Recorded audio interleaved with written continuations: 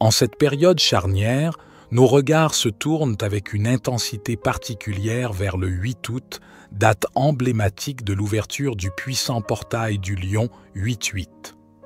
Ce n'est pas un simple rendez-vous calendaire, mais un point de convergence cosmique où des vagues d'énergie céleste et tellurique s'entremêlent avec une force sans précédent.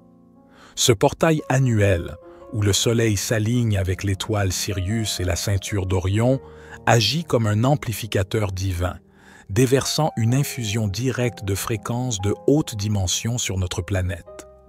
Au moment même où cette porte s'ouvre, nous observons une activité accrue de notre Soleil, des manifestations telluriques profondes sur Terre et une configuration planétaire d'une rare complexité, le tout orchestré en une symphonie cosmique visant à catalyser une profonde mutation de notre réalité et un éveil collectif. Ce n'est pas une période pour l'inaction, mais pour une participation consciente et active, car chaque individu est un récepteur et un transmetteur dans cette grande symphonie cosmique. Chers amis, cette vidéo sera un peu longue, alors préparez votre tasse de thé et vos stylos pour prendre note, car ce que nous allons explorer ensemble est d'une importance capitale. Nous allons décrypter les puissantes vagues d'énergie que le cosmos nous déverse en cette période cruciale du portail du Lion, et comment elles sont en train de redéfinir notre réalité. Vous en aurez besoin pour intégrer et appliquer ces précieuses informations. Nous traversons actuellement une phase d'une intensité vibratoire sans précédent, où les puissances célestes et les forces telluriques s'unissent pour catalyser une profonde mutation de notre réalité. Ce n'est pas un simple concours de circonstances, mais une symphonie cosmique orchestrée pour l'éveil. Notre Soleil, le grand luminaire de notre système, n'est pas qu'une boule de gaz. Il est le cœur battant de notre système, un portail énergétique qui régule les flux de conscience vers la Terre. En ce moment, son activité est en pleine effervescence, manifestant des phénomènes d'une portée spirituelle immense. Les éruptions solaires et éjections de masse coronale, ces explosions de lumière et de plasma, ne sont pas de simples perturbations. Elles sont des clés de lumière qui bombardent notre magnétosphère, agissant comme des impulsions directes sur notre système nerveux et nos corps subtils. Chaque éruption est une invitation à une activation cellulaire, un réalignement de notre ADN vers des fréquences plus élevées. Le plasma, cet état de matière le plus raffiné, est le 5e élément, l'éther cosmique qui porte l'information divine. Lorsque ces ondes de plasma nous atteignent, elles réveillent en nous des potentiels dormants, des mémoires ancestrales et une compréhension intuitive de notre connexion au tout. Au-delà des éruptions ponctuelles, le Soleil émet un flux constant de particules chargées, le vent solaire. Ce vent ne voyage pas en ligne droite, mais en une spirale élégante, la spirale de Parker, qui tisse une toile énergétique à travers le système solaire. Chaque planète est immergée dans ce champ, et les variations de ce vent solaire influencent directement nos champs énergétiques. C'est une respiration cosmique continue, nous nourrissant d'une énergie vitale qui soutient notre évolution. Ces manifestations solaires ne sont pas aléatoires. Elles sont synchronisées avec des cycles plus vastes, nous poussant à transcender nos limitations et à embrasser notre nature multidimensionnelle. Face à cet afflux, la Terre répond. Notre Terre-Mère, Gaïa, est une entité vivante et consciente, elle aussi en plein processus d'ascension. Ces manifestations géologiques sont le reflet de sa propre libération et de son réalignement. La récente éruption du Kilauea, avec son volume de magma impressionnant, symbolise une puissante purge et une libération de densité accumulée au cœur de la Terre. Le magma, issu des profondeurs, est l'expression de la force créatrice primordiale de Gaïa. Spirituellement, cette éruption nous invite à relâcher nos propres blocages émotionnels et karmiques, à laisser remonter à la surface ce qui doit être purifié pour faire place à de nouvelles fondations. C'est un appel à ancrer notre spiritualité non pas dans l'évasion, mais dans la réalité tangible de notre incarnation, en résonance avec le battement de cœur de la Terre. La Terre, à l'instar de l'humanité, est en train de s'alléger, de se plasmatiser. Cela signifie qu'elle élève sa fréquence vibratoire, devenant moins dense et plus éthérée. En nous alignant avec ce processus, nous facilitons notre propre transition vers des corps plus légers et une conscience plus expansive. Il est crucial de permettre à ces fréquences de s'ancrer dans notre être, non seulement mentalement, mais aussi physiquement et émotionnellement. Prenez le temps de ressentir, de respirer et d'assimiler les informations vibratoires qui vous parviennent.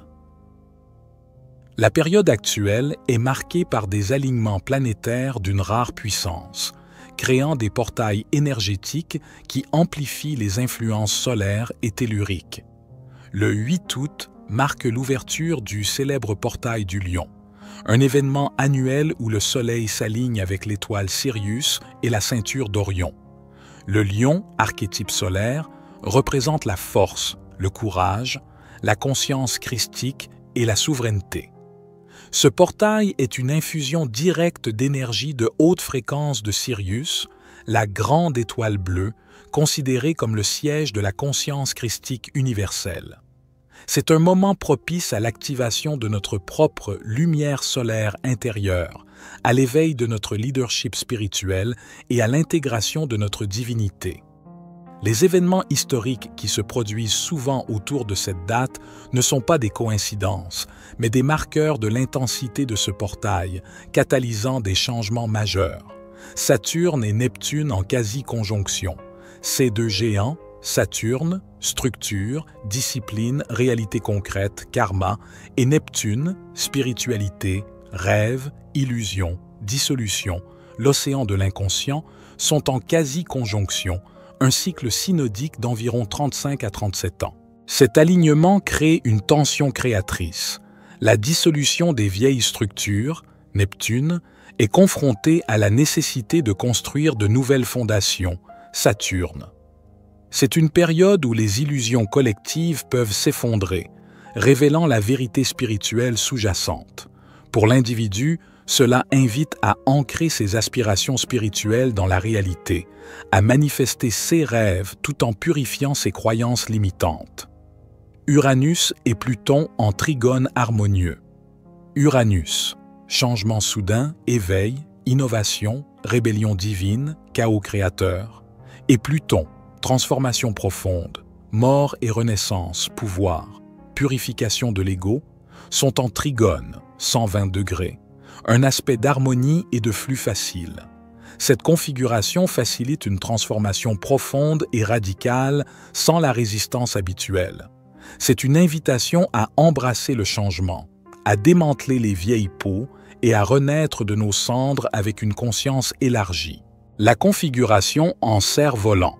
Le trigone Uranus-Pluton, combiné à la quasi-conjonction Saturne-Neptune, forme une puissante configuration en cerf-volant avec Mars et la Terre. Un cerf-volant est un grand trigone, Uranus-Pluton-Saturne/Neptune, qui est dynamisé par une opposition, Mars-Saturne/Neptune, créant un point focal. Cette configuration canalise l'énergie transformative des planètes extérieures vers une manifestation concrète. C'est une période où les énergies de changement profond, Uranus, Pluton, sont mises à la Terre et spiritualisées, Saturne, Neptune, et où Mars, l'action, la volonté, fournit l'impulsion nécessaire pour concrétiser ces transformations. C'est un alignement rare qui favorise l'évolution collective et individuelle, permettant de naviguer les changements avec grâce et de manifester des réalités alignées avec notre moi supérieur. Dans cette danse cosmique complexe, il est essentiel de maintenir notre ancrage et notre discernement. Permettez à ces énergies de vous élever tout en restant fermement connecté à la sagesse de votre corps et à la réalité présente. La pleine lune du 9 août. La pleine lune agit comme un amplificateur cosmique, illuminant ceux qui étaient dans l'ombre et portant les énergies à leur culmination. C'est un moment propice à la libération, à la gratitude et à la reconnaissance des fruits de nos intentions. Elle nous invite à l'introspection et à l'intégration des révélations apportées par les alignements planétaires. Une vidéo entièrement consacrée à la pleine lune sera diffusée également. La conjonction Vénus-Jupiter. Vénus, amour, beauté, harmonie, valeur, et Jupiter, expansion, abondance, sagesse, chance, se rencontrent en conjonction. Un événement annuel qui est toujours un signe de bénédiction et d'opportunité. C'est une période de grâce, où l'amour divin et l'abondance universelle sont plus accessibles. Spirituellement, cela favorise l'expansion du cœur, la manifestation de nos désirs les plus élevés et l'attraction de relations harmonieuses. Mercure et les énergies mercuriennes. Bien que non directement impliqué dans les alignements majeurs, Mercure, le messager divin, joue un rôle crucial. Sa position par rapport au Soleil et à la Terre, influencée par la spirale de Parker, nous inonde d'énergie mercurienne. Rapidité de pensée, agilité mentale, capacité à remodeler nos schémas de pensée et à communiquer des vérités plus élevées. C'est un moment idéal pour la clarté mentale, l'apprentissage et l'intégration des nouvelles informations vibratoires. La lecture de l'Ai Ching, avec son hexagramme le tonnerre sur le tonnerre, le choc, suivi de l'opportunité et la prospérité, est une métaphore puissante de notre situation actuelle. Le choc n'est pas une punition, mais une secousse nécessaire pour nous sortir de notre léthargie, pour briser les vieilles structures et les illusions qui nous retiennent. Le rôle du choc. Ces chocs, qu'ils soient personnels ou collectifs, sont des catalyseurs d'éveil. Ils nous obligent à nous confronter à nos ombres, à nos peurs et à reconsidérer nos fondations. C'est dans ces moments de perturbation que notre véritable force intérieure est révélée. L'opportunité de croissance. Li Ching promet que pour ceux qui ne restent pas figés, mais qui s'engagent dans l'action consciente, ces chocs se transforment en opportunités inouïes. C'est une invitation à la résilience, à la flexibilité et à la capacité de voir au-delà de la surface, de percevoir les bénédictions cachées dans les défis. C'est en embrassant le changement et en nous adaptant que nous pouvons récolter les fruits de cette période. Soyez doux avec vous-même si des résistances, des doutes ou des émotions intenses surgissent. C'est le signe que le travail de libération opère en profondeur. Accueillez ces moments comme des opportunités de guérison et de transcendance. Les énergies actuelles sont des pulsations d'initiation qui accélèrent le cycle de la conscience humaine. En référence aux enseignements de Swami Sri Yukteswar dans La Sainte Science, nous sommes invités à comprendre notre propre cheminement.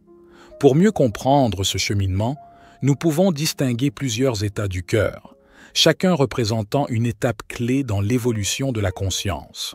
Tout d'abord, il y a le cœur sombre, souvent associé au Kali Yuga, qui représente l'état de conscience où l'individu est piégé dans la perception de la matière brute comme seule réalité, ignorant le spirituel. C'est la phase de l'ignorance, où l'ego règne en maître. Beaucoup d'âmes sont encore dans cet état, mais la lumière croissante les pousse à s'éveiller.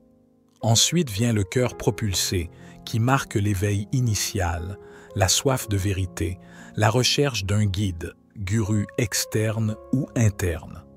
L'individu commence à percevoir des réalités plus subtiles, à comparer l'expérience matérielle avec des états de félicité ou d'illumination, rêves lucides, méditation. C'est le début du voyage conscient vers la vérité de l'univers.